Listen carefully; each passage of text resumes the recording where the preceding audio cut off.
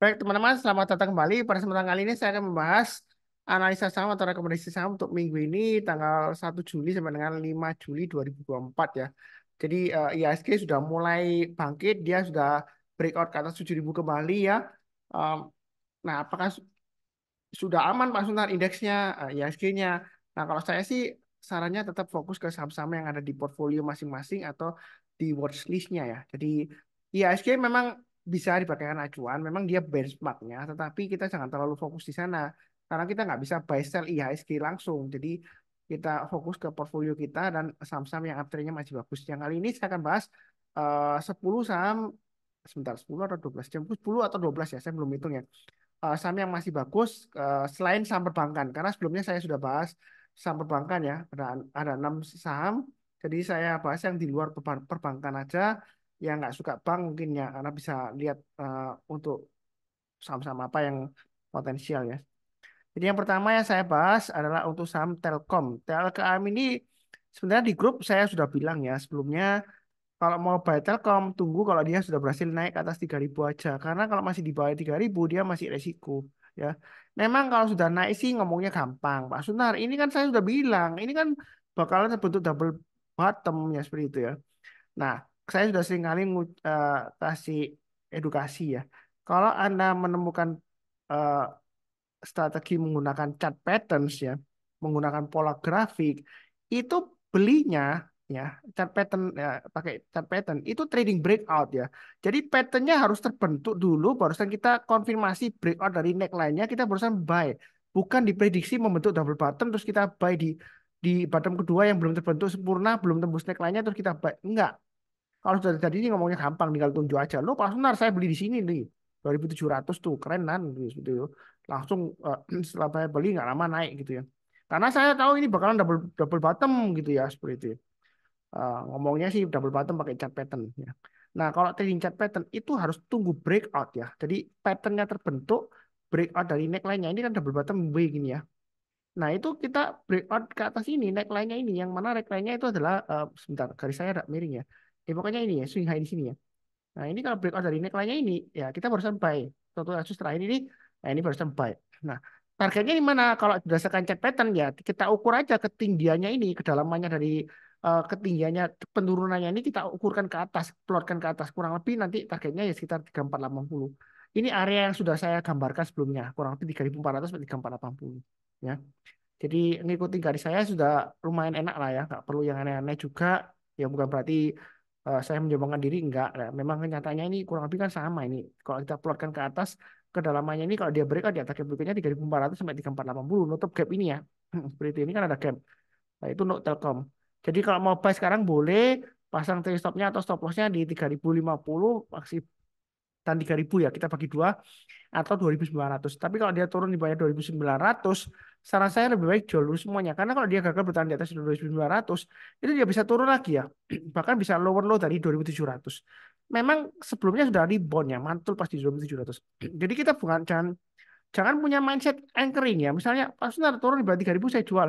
Saya buyback di 2.700 ya gitu ya. Boleh sih kalau mana mau tunggu di 2.700 boleh. Tapi tunggu kalau dia rebound mantul ke atas. Bukan turun langsung ada buy. Itu namanya tangkap pisau jatuh. Ya, foolish itu ya. Bodoh namanya. Tangkap pisau jatuh, karena tangkap. Nanti pernah turun. Ya kalau naik ngomongnya gampang. Kalau sudah terjadi itu ngomongnya gampang. Tinggal tunjuk aja. Ya, ya, mungkin nggak lama nanti ada yang sombong. Oh, ini double bottom nih. Menurut analisa saya double bottom. Belinya ditanya di mana belinya? Di sini. Waduh, itu bukan berdasarkan chart patterns ya. Itu pakai ilmu kira-kira. Kalau trading chart patterns itu belinya barusan ke penutupan kemarin terakhir ini. Ketika dia breakout dari neckline-nya. Ya, Anda bisa baca bukunya Getting Started in Chart Patterns ya, by Thomas Bulkowski ya. Dia dijuluki sebagai bapak ahli chart pattern atau pola grafik ya. Itu dia bilang kalau trading chart patterns itu trading breakout, konfirmasi breakout dari neckline yang kita berusaha ambil action, entah itu long untuk buy atau short untuk sell. Untuk kalau yang pola bearish ya berarti dia open posisinya short. Nah, kurang lebih seperti itu. Jadi Telkom ini kalau mau buy boleh, pasang stop lossnya yang sudah saya sebutkan, naik ke atas 3.200, tambah lagi average up, target pas berikutnya 3.400 sampai 3.480 untuk Telkom. Buy-nya bertahap aja, ya. Jangan terlalu agresif, memang sudah aman. Tapi kan kalau kita lihat ini masih jauh di bawahnya MA 200-nya. Jadi jangka menengah sampai panjang dia masih bearish. Jadi jangan terlalu agresif. Ya, ya seperti itu cukup ya. Atau kalau Anda mau all in boleh aja, tapi pasang stop loss-nya bertahap. Jadi turun di bawahnya 3.100, Anda jual sebagian, turun bawahnya 3.050, Anda jual sebagian lagi, dan seterusnya. Seperti itu ya. Pokoknya kalau turun di bawahnya 2.900, jual semuanya. Ya kurang lebih cukup untuk Telkom. Berikutnya untuk cuan. Cuan ini menarik. Ini sudah saya bahas juga ya minggu lalu kalau salah ya. Dia sudah berhasil naik ke atas EMA 20-nya, bertahan di atas EMA 20-nya. Memang agak lemot, tapi ini lemotnya lumayan ya. Profitnya lumayan di sini ya, tradingnya di sini. Jadi cuan ini masih bisa naik lagi, masih bisa. Tapi tetap harus sadar akan resikonya ya. Jangan sampai kita itu mau cuan tapi lupa resikonya. Pastinya ini ya, karena sebelumnya dia naik 3 kali, 3 hari berturut-turut ya. Kemudian dia bisa drop tiba-tiba ya. Dropnya dalam ya. Ya seperti itu ya. Memang dia sudah nggak masuk lagi FCA ya. Nggak tahu ini dulu masuk FCA atau belum ya. Saya lupa. Oh belum kan. Bukan ya. Sebelumnya itu brand kalau salah yang masuk FCA ya. Ini memang ini dia kena ARB kalau salah. Saya lupa itu cuannya. Dia langsung turun gitu ya. Jadi ini masih bisa naik lagi. Target price-nya di 9.775. Memang di tengah-tengahnya. Kalau yang mau buy on weakness tunggu lagi ya di 7.400 atau 8.000 sampai 8.350. Jadi buy on weakness itu kalau turun jangan langsung buy.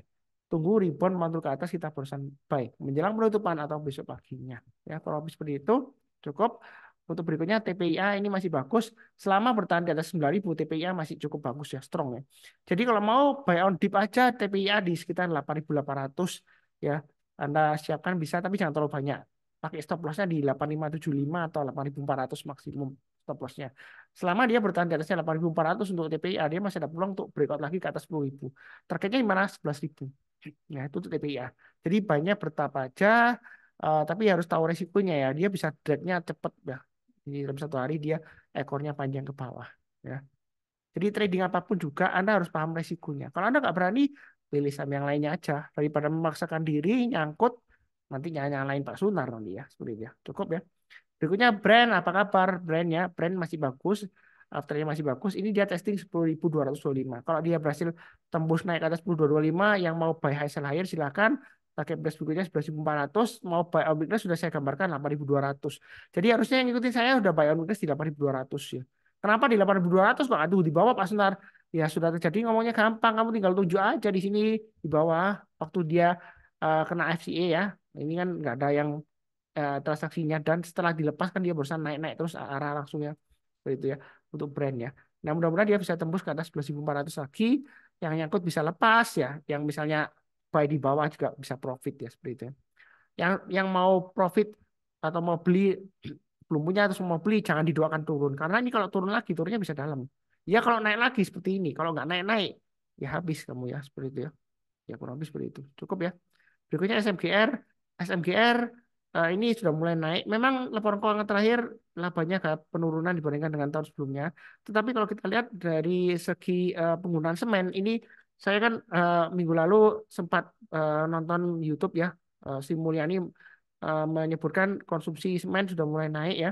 Mudah-mudahan juga diiringi dengan kenaikan laba SMGR. Nah, saya nggak baca beritanya kenapa kok bisa sampai turun dalam SMGR ya. Gampangannya ya, biasanya kalau turun itu orang tanya, Pak Sunar kenapa SMCI turun ya? Ya berarti banyak yang jual daripada yang banyak yang beli, makanya dia turun dalam.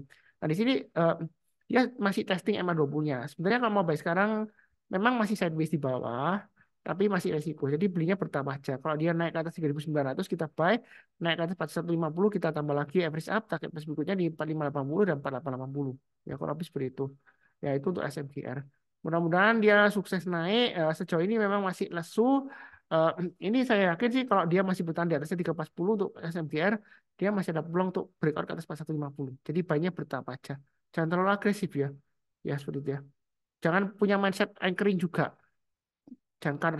Oh Pak Sunar, ini selama di atas pergerakan 10 dia pasti ke 4150. Saya bayar aja sebanyak-banyaknya pakai margin. Ya kalau naik, kalau turun lagi habis tuh ya seperti itu ya. Eh, ya kalau beneran dikasih.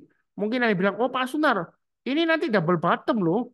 Ya seperti saya tadi keren kan, prediksi Telkom tuh double bottom ya. Di awal nanti saya sebutkan double bottom.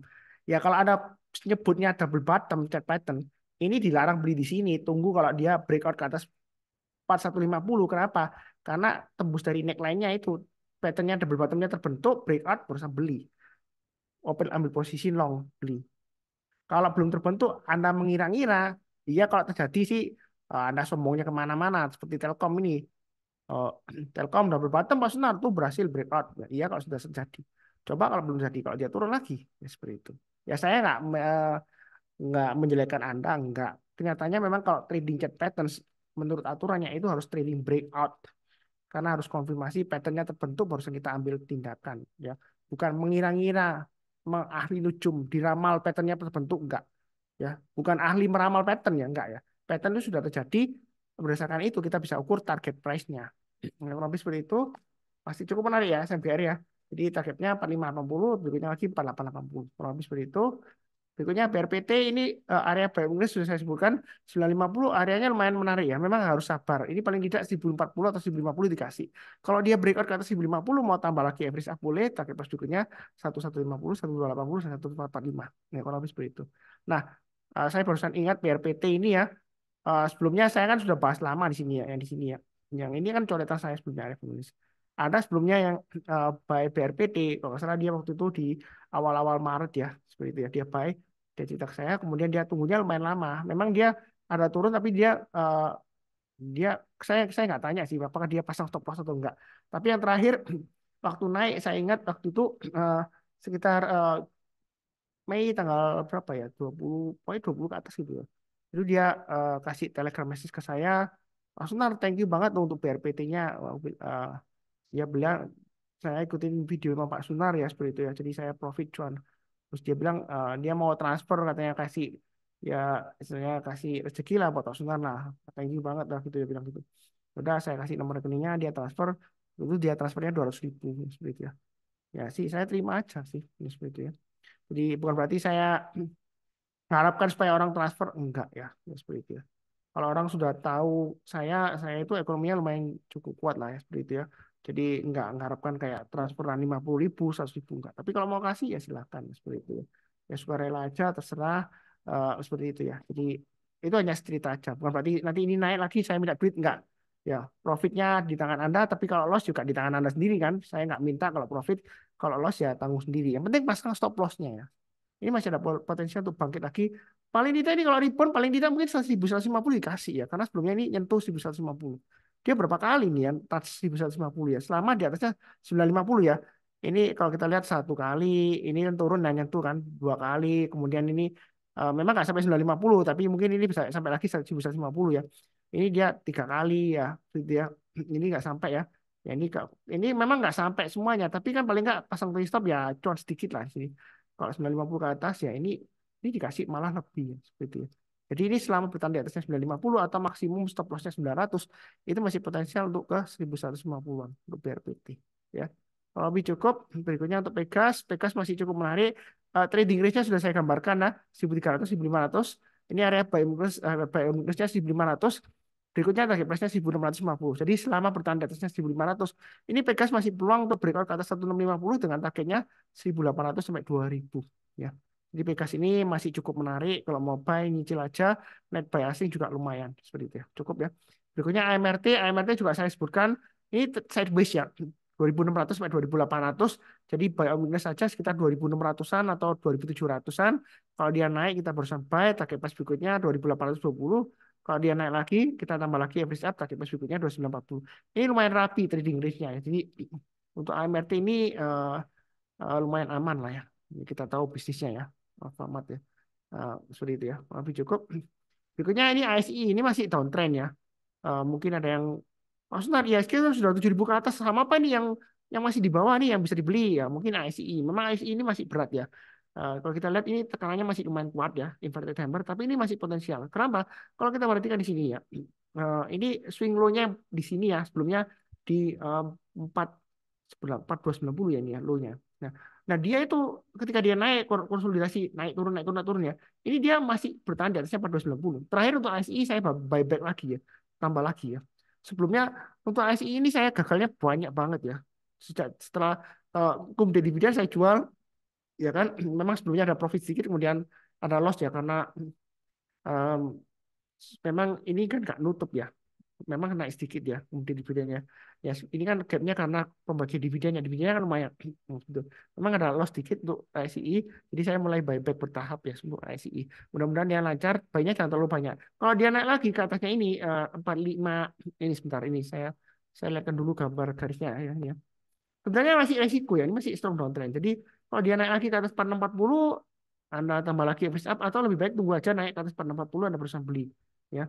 Kemudian naik ke atasnya ini ya 4830 Anda tambah lagi average up, berikutnya lagi ya naik ke atasnya 5050 ini ya. Nutup gapnya yang dari dividen sebelumnya ini. Seperti itu ya. Jadi untuk ASI ini masih resiko, jangan terlalu agresif. Mau buy boleh tapi nyicil. Kalau naik kita tambah lagi average up, kalau turun jangan di average down. Ya, pasang trailing stop atau stop loss-nya. Karena masih strong downtrend walaupun MA20-nya sudah melandai, ini masih belum di atasnya MA20-nya, candle-nya. Masih naik turun di sekitar MA20-nya.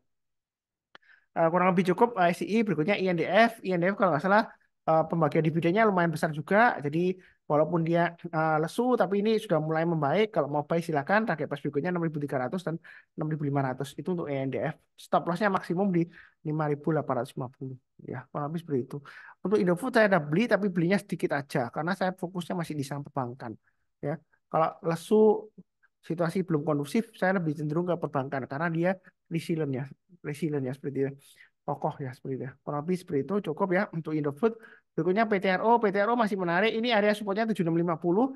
Mau buy sekarang boleh. Tunggu pullback di 7650 area buy weakness-nya ya. Kalau turun jangan langsung buy.